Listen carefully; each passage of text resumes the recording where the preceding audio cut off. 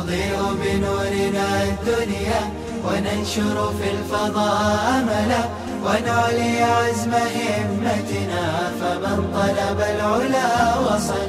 الحمد لله رب العالمين والصلاة والسلام على سيد الأنبياء والمرسلين وعلى آله وصحبه أجمعين إلى يوم الدين.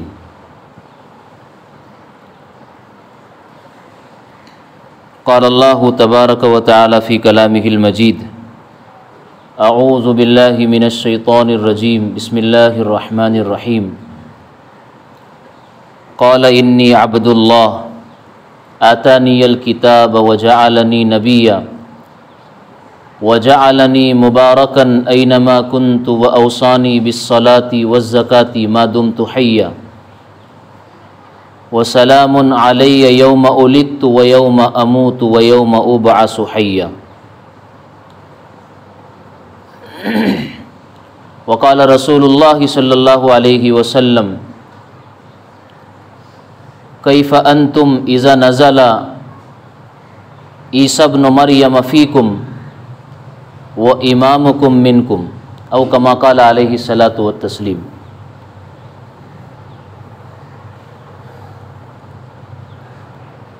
मोहतरम व मुकर्रम बिरादरान इस्लाम,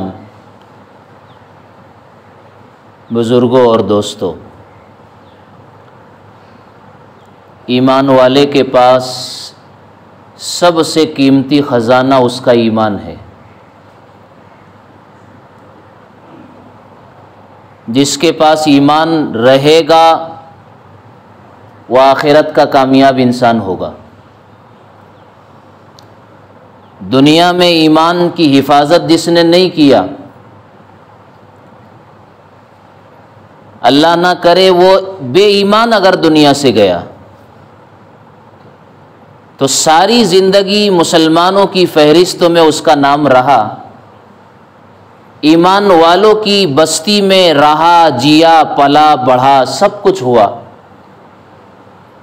लेकिन अगर ज़िंदगी के किसी मोड़ पर उसने ईमान को गंवा दिया और किसी के हाथ बेच दिया या दे दिया,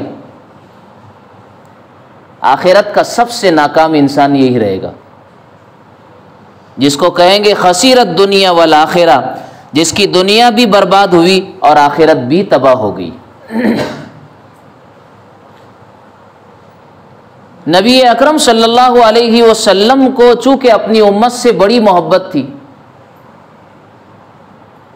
इसलिए आप अलैहि सलातो व तस्लीम ने इस उम्मत को वो सारी चीज़ें बता दी, फितने के ज़माने की, क़यामत के करीब आने के दौर की वो सारी निशानियाँ, वो सारी चीज़ें, अलामात बता दी आपने,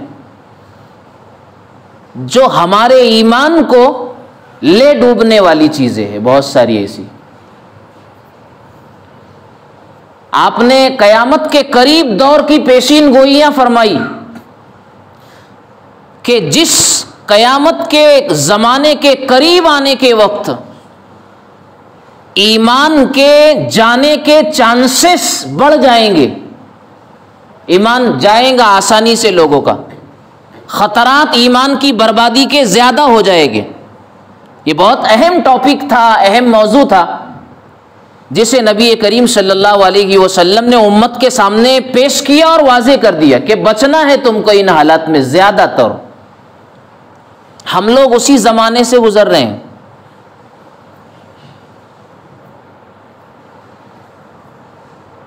क़यामत के करीब 4 बड़ी निशानियां वजूद में आएगी। हज़रात मुहद्दिसीन ने हदीस की किताबों में बाबो अशराती साआ का उन्वान कायम किया है, क़यामत की अलामतों का बयान।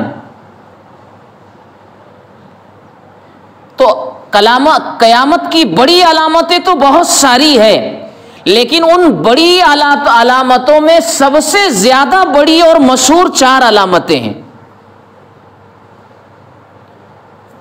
एक तो हज़रत ईसा अलैहिस्सलातु वस्सलाम का उतरना, दूसरे हजरत मेहदी अलैहिस्सलातु वस्सलाम का इस उम्मत का अमीर और खलीफतुल मुस्लिमीन बनना और उनका आना। तीसरे याजूज और माजूज जो एक अजीब और गरीब कौम है अल्लाह की पैदा की हुई, जो इस वक्त दुनिया में कहीं ना कहीं किसी ना किसी गोशे में मौजूद है, लेकिन कोई उनका परफेक्ट ठिकाना नहीं जानता कहां है, लेकिन है इस दुनिया में। अल्लाह उसे बर्पा कर देंगे, यानी जाहिर कर देंगे। पैदा नहीं करेंगे, पैदा हो चुके हैं, जाहिर करेंगे, निकाल देंगे उनको। उन्हें याजूज और माजूज कहते हैं। और सबसे डेंजर चीज जिसके फितने से ईमान वाले को बचना है और नबी ने बचने की राहें सुझाई है वो है दज्जाल। आखिर वक्त में इस उम्मत में दज्जाल आएगा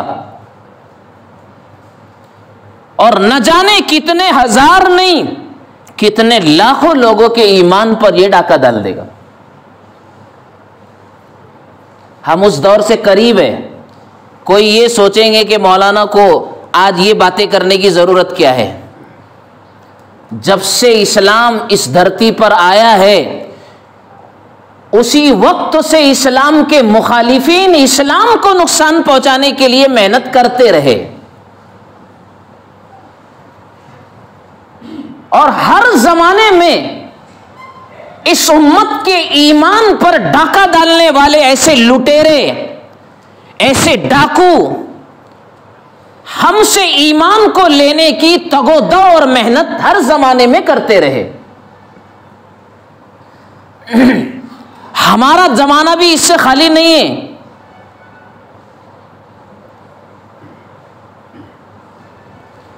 पांच सौ 600 सदी पहले किसी ने ईसा अलैहिस्सलातु वस्सलाम होने का दावा कर दिया था, मैं ईसा हूं। गुजरात में, गुजरात के एक बहुत बड़े मुहद्दिस गुजरे हैं अल्लामा ताहिर पटनी रहमतुल्लाह अलैह, जिनकी एक बहुत मशहूर किताब है हदीस पाक की मजमू बिहारिल अनवार। यह हजरत मुहद्दिस अल्लामा ताहिर पटनी रहमतुल्लाह अलैह का जमाना था।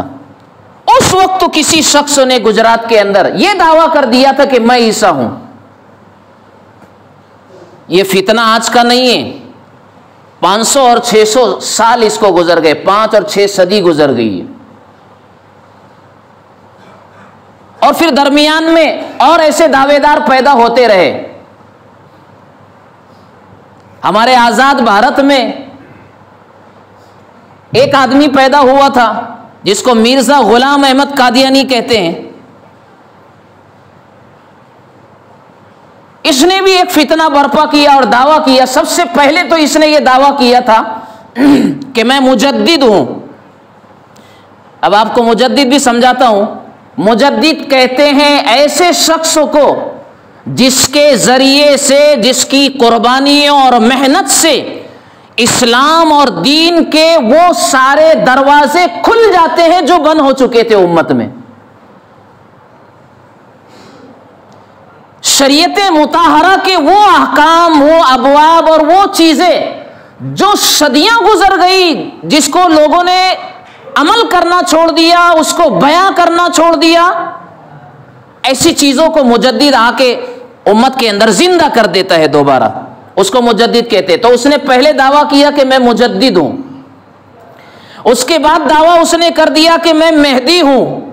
मेहदी अलैहिस्सलाम एक अल्लाह ताला के वली इंसान होंगे जो आखिर जमाने में इस उम्मत की क़यादत और सियादत को संभालेंगे, खलीफतुल मुस्लिमीन होंगे, अमीरुल मोमिनीन होंगे और उस वक्त तो उम्मत को संभालेंगे जब उम्मत का शिराजा मुंतशिर हो गया, बिखर जाएगा, उम्मत परेशान रहेगी। उस वक्त तो मेहदी अलैहिस्सलातु वस्सलाम आएंगे और उम्मत को संभालेंगे। तो उसने कहा कि मैं मेहदी हूं और फिर धीरे से आगे बढ़कर हिम्मत उसकी जब बढ़ी तो उसने कहा कि मैं ईसा हूं। मैं ईसा हूं जिनके आने की बशारत सुनाई गई। ईसा अलैहिस्सलातु वस्सलाम एक नबी गुजरे हैं इस उम्मत के। हमारे नबी से पहले लास्ट सेकंड लास्ट, सबसे आखिरी नबी तो हमारे हैं, ताजदार मदीना सरकार दो आलम जनाब मोहम्मदुर रसूलुल्लाह सल्लल्लाहु अलैहि वसल्लम इस उम्मत के आखिरी नबी है, और आप पर नबूवत और रिसालत का सिलसिला खत्म कर दिया गया। आपसे पहले जो नबी इस उम्मत में थे वो हजरत ईसा अलैहिस्सलातु वस्सलाम, वो इंतकाल नहीं किए हैं, उनकी वफात नहीं हुई है। कुरान कहता है बर रफ़अहुल्लाहु इलैहि व कानल्लाहु अज़ीज़न हकीमा, अल्लाह ने आसमानों पर हजरत ईसा अलैहिस्सलातु वस्सलाम को उठा लिया है, इंतकाल नहीं हुआ। ये यहूदियों ने ये तमाशा बर्पा किया। ये यहूदी बहुत मक्कार कौम है इस दुनिया की। इस्लाम की सबसे नंबर 1 दुश्मन अगर कोई कौम है वो यहूदी है। इन्होंने ये शोषा छोड़ा और इन्होंने ये प्रोपेगेंडा किया और गलत बात फैलाई कि जय सलबूहु वमा कतलूहु वमा सलबूहु वलाकिन शुब्बिया लहुम। वो कहते हैं कि ईसा को मार दिया हमने, लेकिन कुरान ये कहता है कि वमा कतलूहु वमा सलबूहु, न ईसा अलैहिस्सलाम को मारा गया है, न ईसा अलैहिस्सलाम को सूली दी गई है, बल्कि वलाकिन शुब्बिया लहुम, इनको शुबहा हो गया, ये कंफ्यूजन का शिकार हो गए कि हमने ईसा को मार दिया। अल्लाह ताला कहते हैं बर रफ़अहुल्लाहु इलैहि, अल्लाह ने अपने पास उनको बुला लिया है, लिहाजा वो दोबारा दुनिया में आएंगे ईसा अलैहिस्सलाम। लेकिन दुनिया में हजरत ईसा अलैहिस्सलाम जो आएंगे वो एक नबी के यानी हमारे नबी की उम्मती की हैसियत से आएंगे, नबी की हैसियत से नहीं आएंगे। हजरत ईसा उम्मती की हैसियत से आएंगे। तो ईसा अलैहिस्सलाम का आना भी बड़ी अलामत है कयामत की। तो उसने कह दिया कि मैं ईसा हूं। बहरहाल जो उसका हश्र हुआ, झूठों का हश्र गलती होता है, देर सवेर सही। आदमी जितने भी झूठे हैं और जो है दन दना रहे हैं, उनका भी हश्र यही होने वाला है। इस वक्त जो फितना इस उम्मत में तेजी से चल रहा है, जिसकी उम्र 14 से 15 साल हुई है, अभी 14-15 साल हो गए फिर भी इसको, लेकिन फिर से ये रिन्यू हुआ, वो फितने शकीलियत है। एक शख्स बिहार के जिला दरभंगा का रहने वाला है, जिसका नाम है, वो कहता है और बताता है मेरा नाम शकील इब्ने हनीफ, मोहम्मद शकील इब्ने हनीफ है। ये रोजी रोटी कमाने के लिए दिल्ली आया। दिल्ली में किसी इलाके में इसने डेरा डाला और फिर इसको तैयार किया गया, उकसाया गया। जाहिर सी बात है, मैं आपको ये बात बता दूं, उम्मत में इस तरीके के जितने भी झूठे लोग आते हैं उम्मत को गुमराह करने के लिए, कोई ईसा होने का दावा करे, कोई मेहदी अलैहिस्सलाम होने का दावा करे, कोई और ऐसा प्रोपेगेंडा उम्मत में छोड़ दे जिससे उम्मत में इंतशार पैदा हो, अफरा तफरी पैदा हो और उम्मत में आपस में एक दूसरे से लोग लड़े, बहसो मुबासा करे और इस उम्मत की एनर्जी, इसकी कुव्वत, इसकी ताकत आपस में लड़ने में खत्म हो। ये फितना डालने वाले कुछ और लोग होते हैं पीछे जो इनको खड़ा करते हैं। ये पॉइंट आपको अपने दिमाग में हमेशा रखना चाहिए, वरना ऐसे लोगों की औकात क्या होती है? एक ताकत होती है इनके पीछे जो इनको चलाती है और आगे बढ़ाती है। क्योंकि जब तक ये उम्मत मुत्तहिद रहेगी, एक जान रहेगी और एक ताकत बनकर के रहेगी, इस उम्मत की तरफ कोई आंख उठा करके नहीं देख सकता है। हमारे नबी ने इस उम्मत को वो ताकत अता की है, ईमान की और अमल की, इसलिए वो तफरका डालते हैं। तो ये बिहार से आया, दिल्ली रोजी रोटी के उन्वान से एक जगह डेरा डाला, वहां से इतने ये फितना शुरू किया और इसने वहां ये दावा कर दिया कि मैं मेहदी हूं, जो मेहदी आने वाले हैं अलैहिस्सलाम, मैं मेहदी हूं, मेहदी होने का दावा किया पहले से। वहां से जब इसका फितना जाहिर हुआ, वहां से भगाया गया, तो ये सीधा हमारे मराठवाड़ा का जो औरंगाबाद जिला है, औरंगाबाद जिले का एक गांव है छोटा सा, जिसको कहते हैं पड़े गांव या चीते गांव कहते हैं, उस इलाके में इसने डेरा डाला और उसने मेहनत शुरू की। जाहिर सी बात है, कोई आदमी कोई बात लेकर के चलता है, कुछ लोग तो बात सुनने वाले हो ही जाते हैं ना, चाहे वो कितनी गलत बात बोले, चाहे वो कितनी झूठी बात बोले, लेकिन जब कोई कुछ कहता है तो उसके इर्द गिर्द, उसके आसपास कुछ तो लोग खड़े हो ही जाते हैं, मजमा हो जाता है। और मैं आपको कहूं, आज तो हम इतने फुर्सत अली लोग हैं, जिसको आज की इलाके की जुबान बोलेंगे, इतने रिकामे, बहुत सारे लोगों को इतनी फुर्सत है, एक आदमी अगर थूक दे जमीन पर और अपने ही थूक को अगर देखते हुए खड़ा हो जाए तो 10 लोग जमा हो जाते हैं।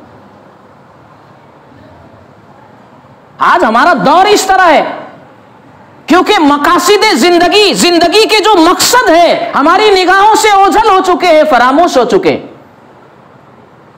भीड़ जमा होने के लिए आज कोई देर नहीं लगती है किसी जगह पर। बहरहाल कुछ उसने मेहनत शुरू किया औरंगाबाद के उस छोटे से इलाके में, और एक बस्ती तैयार हो गई, एक गांव तैयार हो गया, एक सोसाइटी उसने बना ली। यहां तक कि जब उलमाए औरंगाबाद ने उसके फितने को उम्मत से आगाह किया, उसके फितने से उम्मत को जब आगाह किया और बताया, तो बाकायदा डिपार्टमेंट में कंप्लेन हुई और उलमा को जेल जाना पड़ा। ये मेहनत, उसके बाद जब उसके कदम वहां जम नहीं पाए या उसने अपने चेलों को और कारिंदों को वहां छोड़ दिया, तो फिर वो अपने काम को और मिशन को आगे बढ़ाने के लिए सूरत का उसने रुख किया। सूरत तरफ आया, ऊन, ये सचिन और ये बेस्तान और ये ऊन का जो इलाका है, खासतौर पर ऊन में उसने अपना डेरा जमाया, उसे अड्डा बनाया अपना, और वहां मेहनत उसने शुरू की। ये शकील बिन हनीफ वो कहता है कि मैं मेहदी हूं, उसके बाद उसका दावा यह रहा कि मैं ईसा हूं। मैं आपको बताऊं, अल्लाह के नबी सल्लल्लाहु अलैहि वसल्लम ने अहादीस में और कुरान में हजरत ईसा अलैहिस्सलातु वस्सलाम के मुतालिक 50 आयतें नाजिल हुई है। उनकी पैदाइश से पहले, उनकी पैदाइश के वक्त के अहवाल और हजरत ईसा की पैदाइश के बाद के जो अहवाल आए, जो आयतें मैंने आपके सामने खुतबे में पढ़ी है, काला इन्नी अब्दुल्लाह, ये पैदाइश के वक्त के हालात है।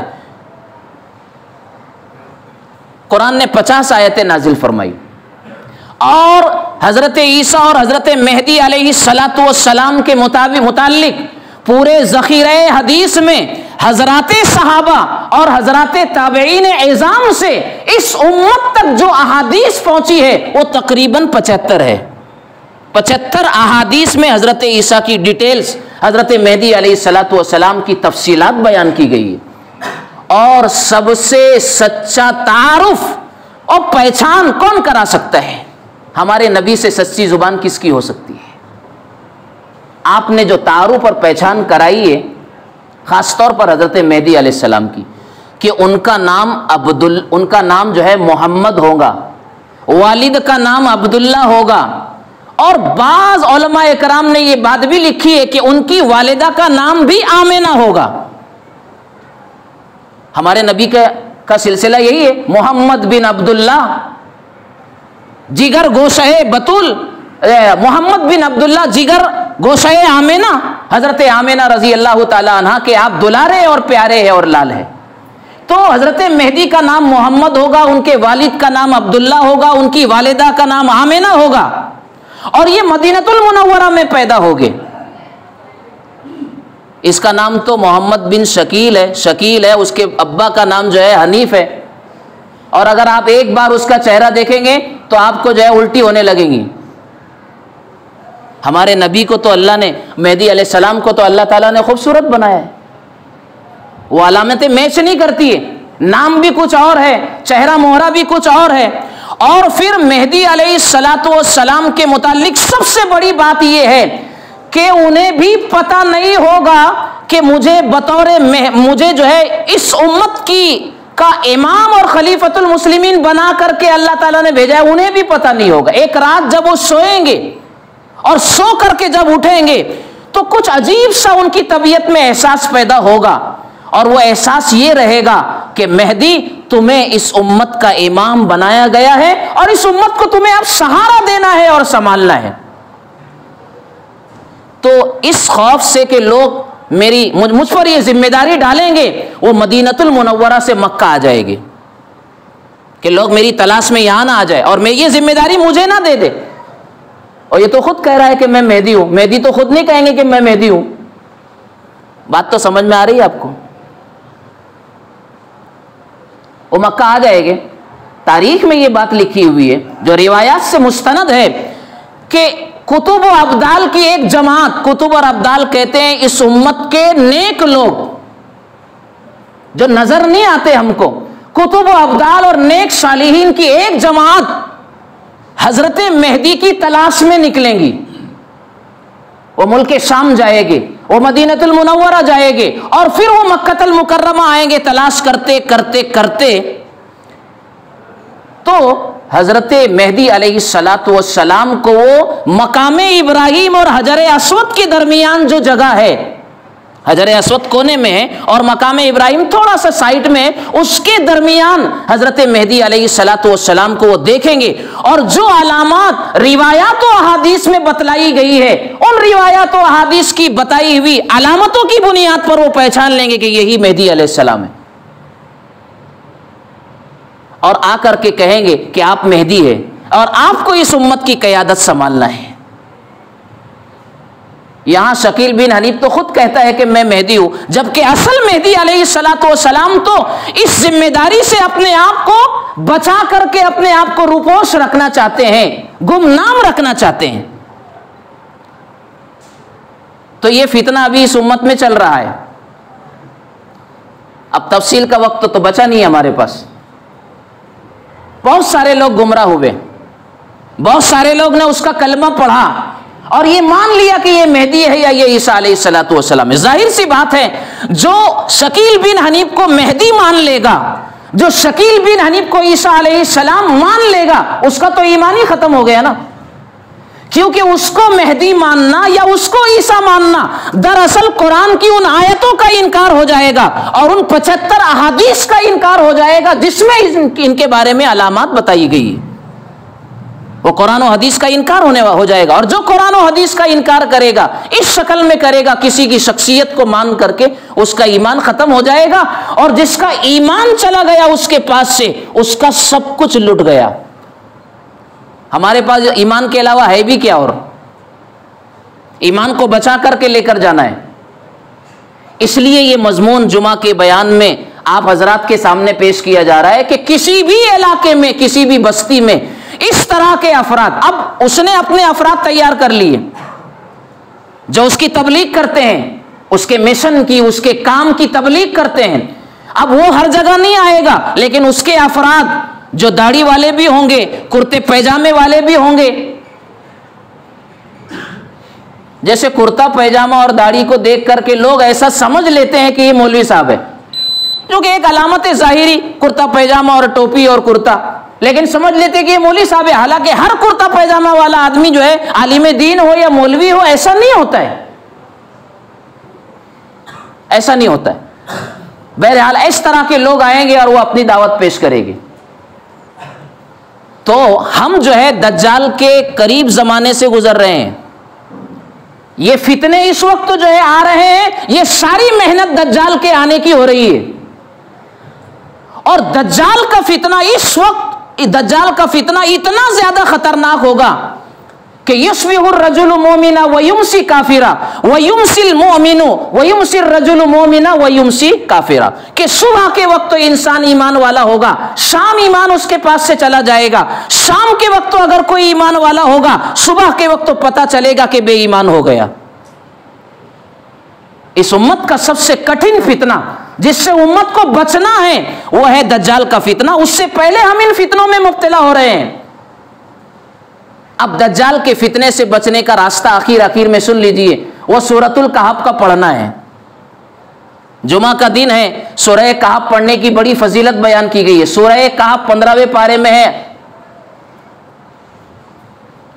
मुसीबत यह है कि कुरान को खोलना, उसे लेकर के बैठना और उसको पढ़ना, मेरे बोलने से आपका कोई कल्याण नहीं हो जाने वाला है, आपके सुनने से कामयाबी की मंजिलें आपको नहीं मिलने वाली है। मैं कहने वाले को भी उस पर चलना होगा। मैं अभी सूरतुल कहफ पढ़ करके यहां आया हूं। आधा पारा कुरान की तिलावत करके आया हूं और सूरह कहफ उससे पहले पढ़ करके आया हूं, इसलिए इतनी ताकत के साथ मैं आपके सामने बोल रहा हूं। और अगर पूरी सूरह कहफ हम नहीं पढ़ सकते तो सूरतुल कहफ की शुरू की 10 आयतें, इसके बारे में भी उलमा ने यह बात लिखी है कि जो शुरू की 10 आयतें सूरतुल कहफ की हर जुमा को पढ़ लेगा या हमेशा पढ़ता रहेगा जब भी मौका मिले उसको, तो वो दज्जाल के फितने से महफूज रहेगा। बहुत बड़ी कामयाबी है ना हमारे लिए। दज्जाल का फितना जो ईमान ले लेगा हमारा, दज्जाल के फितने से महफूज रहना है तो सूरतुल कहफ की 10 आयतें शुरू की पढ़ लीजिए और पूरी सूरत को हर जुमा पढ़ना चाहिए। उलमा ने इसकी फजीलत में ये बात लिखी है कि इस जुमा से लेकर के आने वाले जुमा तक एक्सीडेंट की मौत से अल्लाह हिफाजत करेंगे। लेकिन इसका यह मतलब नहीं कि 120 में चलाने का, कंट्रोल में तो रखना ही पड़ेगा। जान अल्लाह की अमानत है, माल अल्लाह की अमानत है, आबरू और इज्जत अल्लाह की अमानत है, इसको हम किसी के हाथ पे ऐसे लुटा नहीं सकते हैं। हमारे कुछ नौजवान इस वक्त डिप्रेशन का शिकार होकर के, शराब के नशे के अंदर आकर के या और हालात जिंदगी से परेशान होकर के खुदकुशी भी कर रहे हैं। बाज इलाकों के अंदर इतनी वारदात खुदकुशी की अपने आप को हलाक करने की आ रही है कि ऐसा लगता है कि लोग न जाने अपने आप को कितना खुदकुशी के रास्ते से हलाक करेंगे। तो ये जान तो अल्लाह की अमानत है, इस पर एक खराश नहीं लगा सकते, हम एक खराश भी नहीं लगा सकते हैं। अल्लाह हिसाब लेंगे, हमने दूध दी थी तुमको, ये जिंदगी तुम्हारी थोड़ी थी। हम खुद आते हैं कि अल्लाह भेजते हैं दुनिया में, हम खुद दुनिया से जाते हैं कि अल्लाह हमको बुलाते हैं। हमारा आना भी अल्लाह के हुक्म से होता है इस कायनात में, और इस कायनात से हमारा जाना भी अल्लाह के हुक्म से होता है, हमारे इख्तियार में नहीं है। दरमियान की जो थोड़ी सी जिंदगी है 50-60 साल जिंदगी, इसमें अल्लाह ने हमें कुछ इख्तियार दे दिया, कुछ अल्लाह ने पावर दे दिया कि कमाओ, खाओ, अपने परिवार को पालो और अपनी जिंदगानी में अल्लाह के भी हुकूक अदा करो और बंदों के भी हुकूक अदा करो। ये जिम्मेदारी है हमारी। तो हमारे पास सबसे कीमती सरमाया ईमान का है मेरे भाइयों। इस ईमान को लेने के लिए लहरें चल रही है, फितनों की लहरें। हम ऐसा समझते हैं कि अगर कोई फितना हमारे इलाके में अगर नहीं है, हमारे पॉइंट में और अगर हमारी बस्ती में अगर नहीं आया है, तो हमें क्या फिक्र करने की जरूरत है। ऐसा नहीं है। अगर आग कहीं पर लगी हुई हो तो उस आग की लहरें और लपेटें हमारी बस्ती की तरफ भी नजर उठा सकती है। उठा सकती कि नहीं उठा सकती। और अक्लमंद वो है कि किसी फितने के आने से पहले और किसी जो है हंगामे और शोर के बर्पा होने से पहले बाउंड्री कायम कर ले, पेशबंदी पहले कर ले और हिसार और किले में महफूज हो जाए। और उसका रास्ता यही है कि ईमान की ताकत को हमें मजबूत करना है। अब ये शकील बिन हनीफ जैसे झूठे मक्कारों और ऐसे दावेदारों के फितनों से अगर अपने आप को बचाना है तो पहला रास्ता मैं आपको बता रहा हूं। ये सारी चीजें आपको उलमा बताएंगे, उलमा की सोहबत इख्तियार कीजिए। उलमा की सोहबत यानी कभी कभी उनकी मजलिस में जाओ। इस उम्मत को हर फितने से अगर किसी भी दौर और जमाने में अगर मुतनब्बह किया और आगाह किया है वो इस उम्मत के उलमा है। उन्हें पता है कि इस उम्मत को कौन सा बिच्छू और कौन सा नाग डसेगा और इनके ईमान को खत्म करेगा और इनको जहर दे देगा। इस उम्मत को उलमा जानते हैं ये, क्योंकि अल्लाह ताला ने किताब और सुन्नत का उनको इल्म अता किया है। आज मैंने एक अक्कल कुआ के एक आदमी को, पता नहीं, मैं तो नाम भी नहीं जानता और वो किस इलाके और ये इस गांव का आदमी है, एक खलीफा और हजाम की दुकान पर ये कहते हुए सुना। बेला वजह वो कह रहा था कि अपना क्या है, बोले ये तो जो है मौलवी लोग पकड़े जाएंगे, बोले ज़कात और सदकात खाते हैं। बोले इतनी तकलीफ हुई मेरे को। मसला सिर्फ मेरा नहीं, मसला सिर्फ उम्मत के चंद उलमा का नहीं है। इतनी बड़ा इल्जाम और इतनी बड़ी बात हमारे उम्मत का एक फर्द अगर कहता है, और जैसे अक्कल कुआ की सरजमीन जहां पर उलमा की बस्ती है, इतना बड़ा इल्म और अमल का ये जो है समंदर बह रहा हो, वहां रह करके भी अगर उलमा की मोहब्बत अगर किसी आदमी के दिल में नहीं आती है, मैं समझता हूं कि फिर उस आदमी के दिल के अंदर कब आएगी मोहब्बत उलमा की। ये उम्मत अगर उलमा से कटेंगी और इस तरीके की ज़हनियत अगर अपने अंदर में अगर रखेंगी तो फिर हमारी हलाकत को कोई नहीं रोक सकता है। अगर हम उलमा से मोहब्बत नहीं कर पाते हैं तो हम बिला वजह इल्ज़ाम भी तो नहीं दे सकते ना। कोई मौली साहब बिला वजह किसी के घर पे खाने को आते क्या? मौली साहब मेहनत नहीं करते मदरसों में, उन्हें उनकी छोटी सी पगार मिलती है। वो किसी के दर पर अगर आते हैं तो वो मदरसे के लिए आते हैं, वो किसी की शॉप पर अगर आते हैं तो वो बच्चों के कौम के मुस्तकबिल को संवारने के लिए आते हैं। अगर वो चंदे का ऐलान करते हैं तो वो अपने घर के लिए नहीं करते, वो कौम और मिल्लत के बच्चों की तालीम और तरबियत का बेड़ा उन्होंने उठाया है। अगर ये लोग नहीं होते तो हमारी नस्लों के ईमान की हिफाजत का कौन जिम्मेदार था? हमारी नस्लों की हिफाजत कौन लोग करते? मैं तो ये कहता हूं कि इस जमाने में अल्लाह ताला ने उलमा को उन दीवानों की तरह बना दिया है जो अपनी जानों को हथेली पर रखकर इस उम्मत के बच्चों की तालीम और तरबियत के लिए अपने आप को खपा रहे हैं। न जाने कैसे कैसे इलाकों में बैठे हुए जहां हम चंद घंटे रहना पसंद नहीं करेंगे, चंद घंटे हम रह नहीं पाते हैं, वहां जिंदगी गुजार देते हैं उलमा।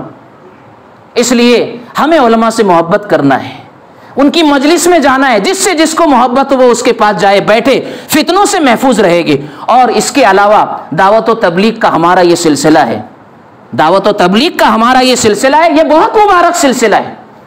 जमातों में जाना, चिल्ले और 4 महीने की जमातों में चले जाना, 3 दिन लगाना महीनों के, ये हमारे ईमान को ताज़ा भी रखेगा और इस तरह के फितनों से हमारी हिफाजत करेगा। अल्लाह ताला मुझे, आपको, हम सबको अमल की तौफीक अता फरमाए। व आखिरु दावाना अनिल हम्दुलिल्लाह।